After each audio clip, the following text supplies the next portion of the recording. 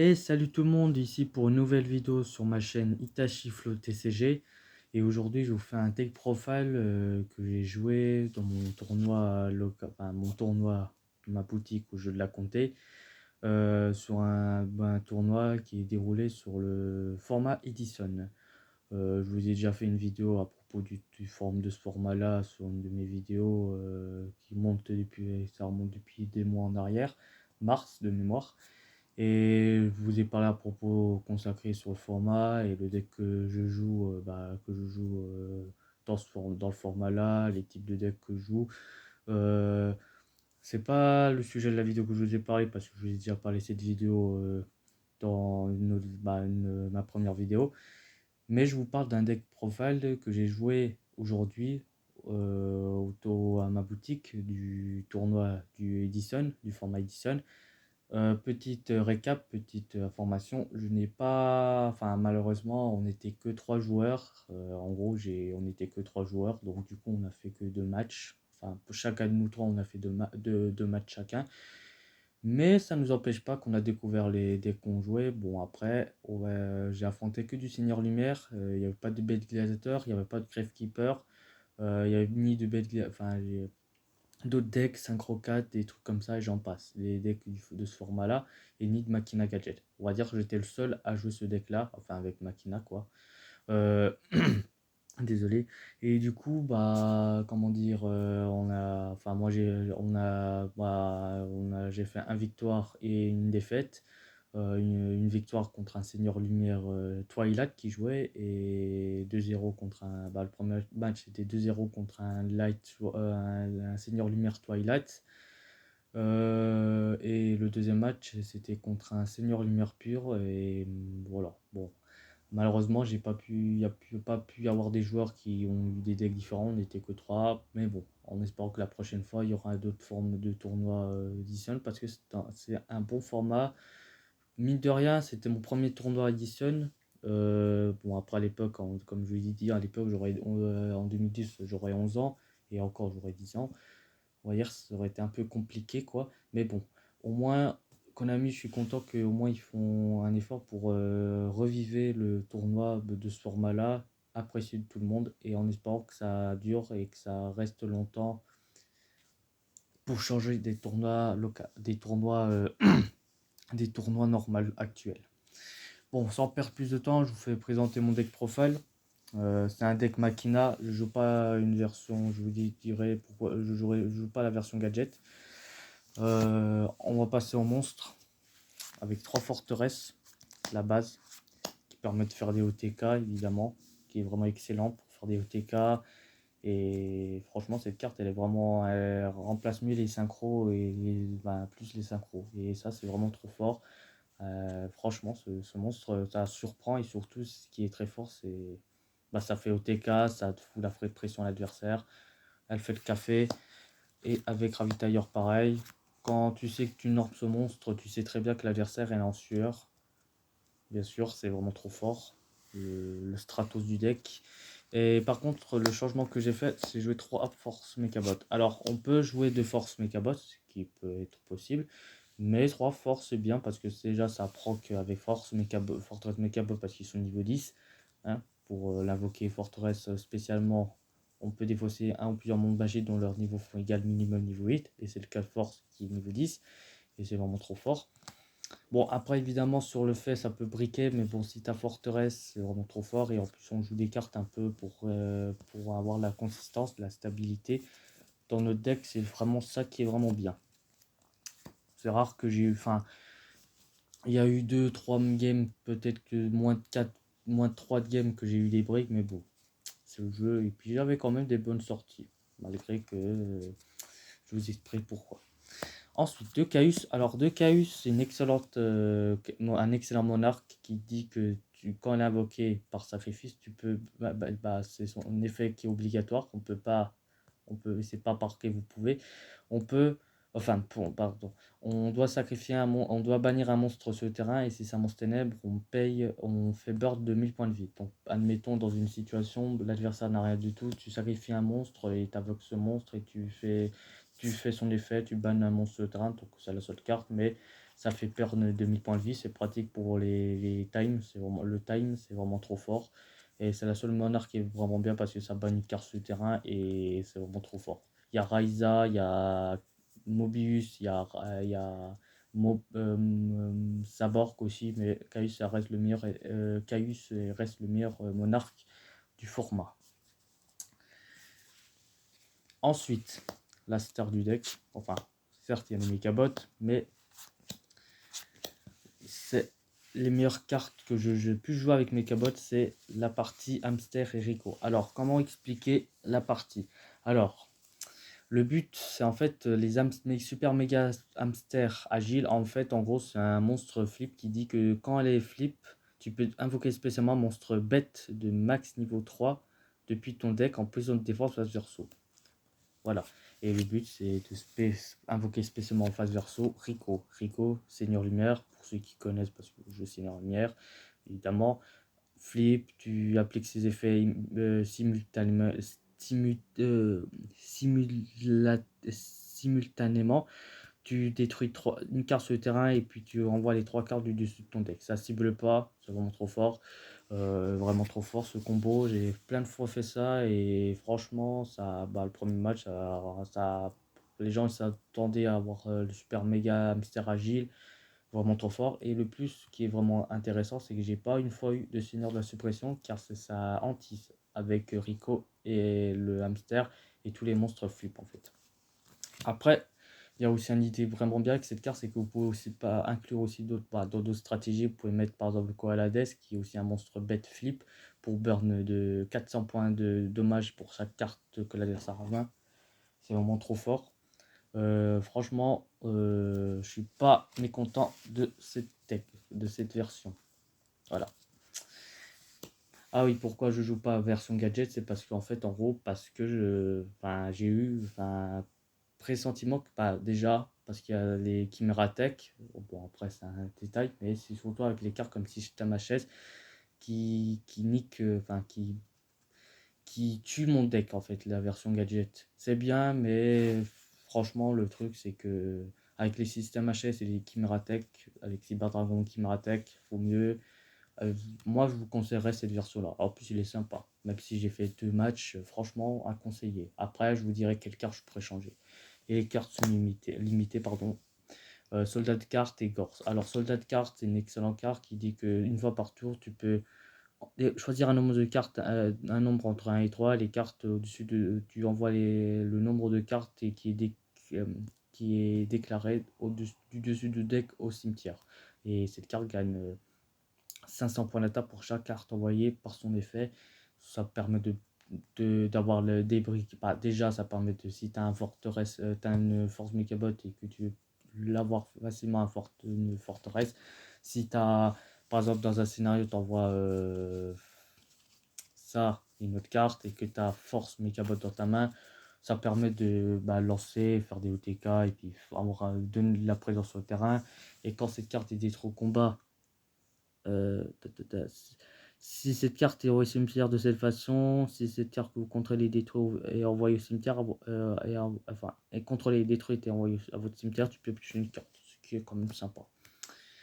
Dans les decks c'est vraiment trop fort, et dans d'autres decks comme mon deck, on peut dépendre de cette carte. Et Gorse qui est une trap qui dit que quand tu reçois des dommages de combat, lorsque vous recevez des dommages d'une carte possédée par votre adversaire, tu peux invoquer spécialement cette carte depuis ta main, ce qui est vraiment trop fort. Et quand elle est invoquée spécialement par cet effet, les dommages de combat invoqués spécialement un jeton qui a la même attaque que le monstre qui a affligé dommages. Donc admettons c'est un dragon du jugement et tu l'invoques spécialement, et du coup le token du Gorse il a 3000 d'attaque.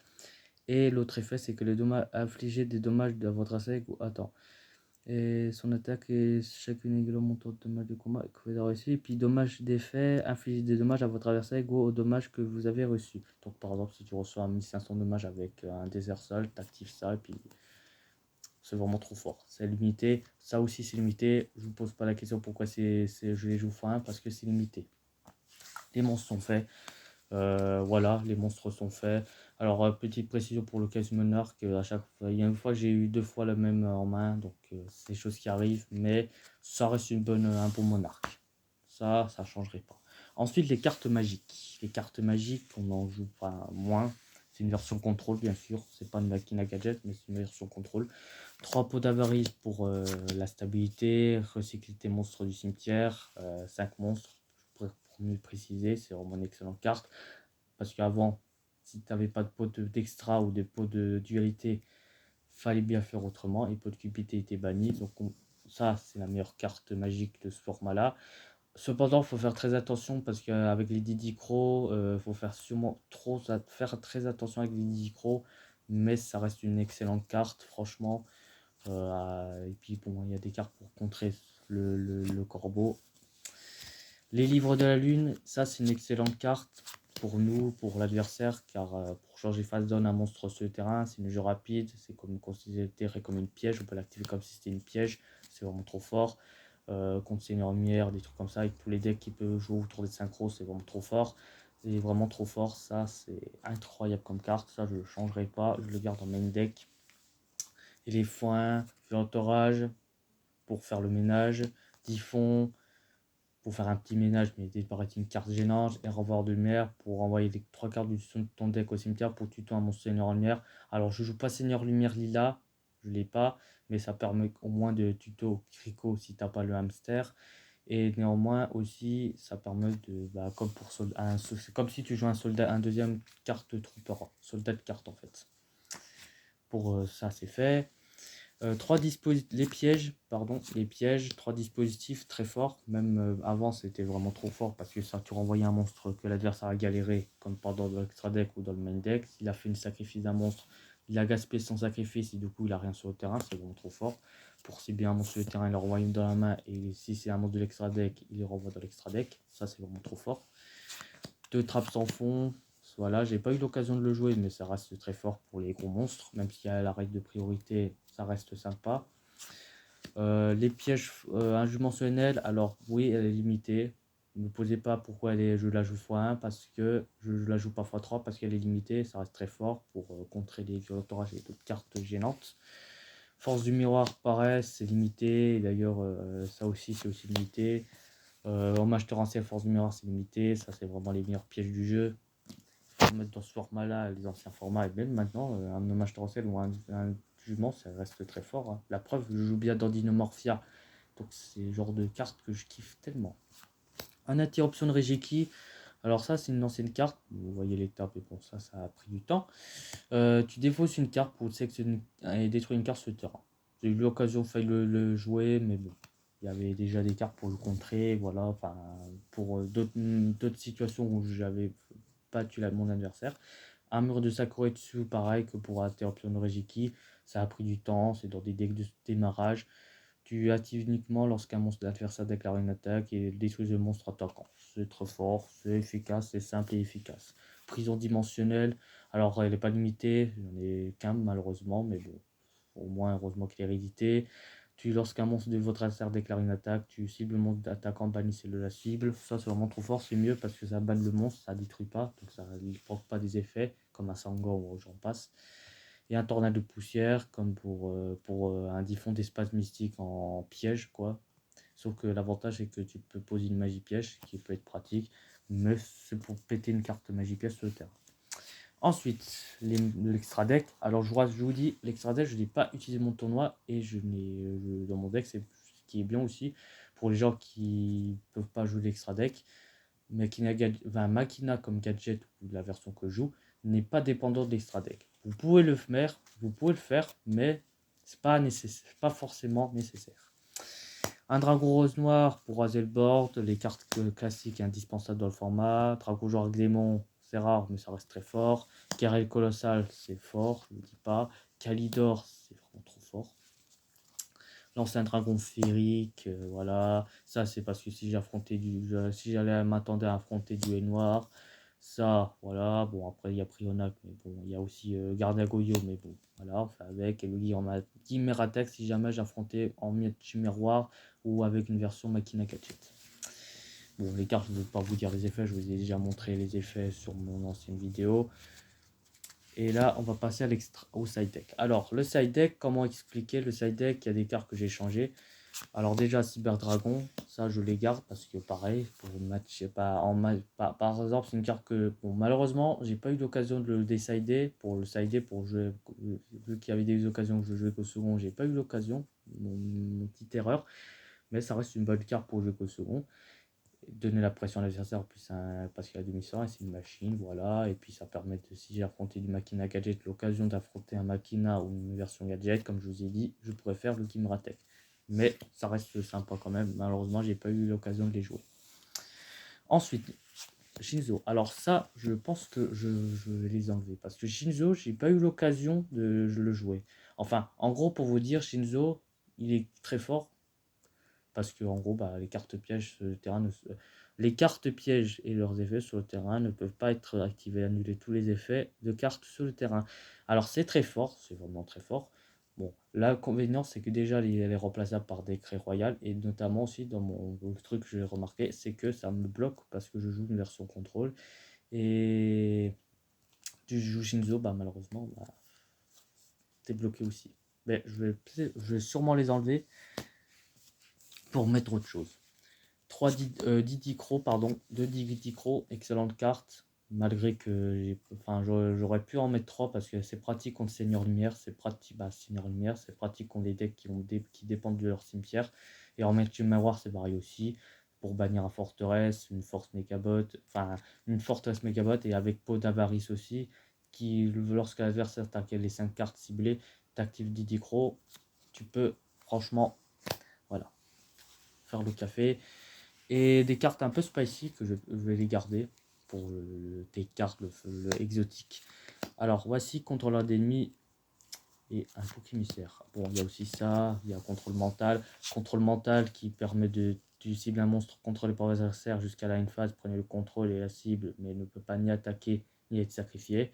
Ça permet de faire des synchros. Si tu prends un monstre synthétiseur, elle est limitée aussi. Bouc émissaire, pareil, et contrôleur des ennemis. Alors, bouc émissaire, je pense pas que les gens ne jouent autour de bouc émissaire, mais en gros, bouc émissaire, ce qui est bien, c'est que ça permet, en gros, c'est des petits monstres, enfin, c'est une carte magique qui permet d'activer, tu payes 4 tokens de petits, les boucs émissaires, quoi, qui permettent, non seulement, pour ceux qui connaissent le format GOAT, en fait, et puis même le format avec les liens, une jeu rapide, tu l'actives et tu payes 4 tokens de bouc émissaire. Bon, évidemment, ne peux pas être sacrifié pour sacrifié pour une invocation sacrifice. Vous ne pouvez invoquer d'autres monstres le tour où vous activez cette carte, mais vous pouvez normalement. Mais ça, le but c'est de faire un mur, et le but aussi, surtout, c'est activer contrôleur d'ennemis.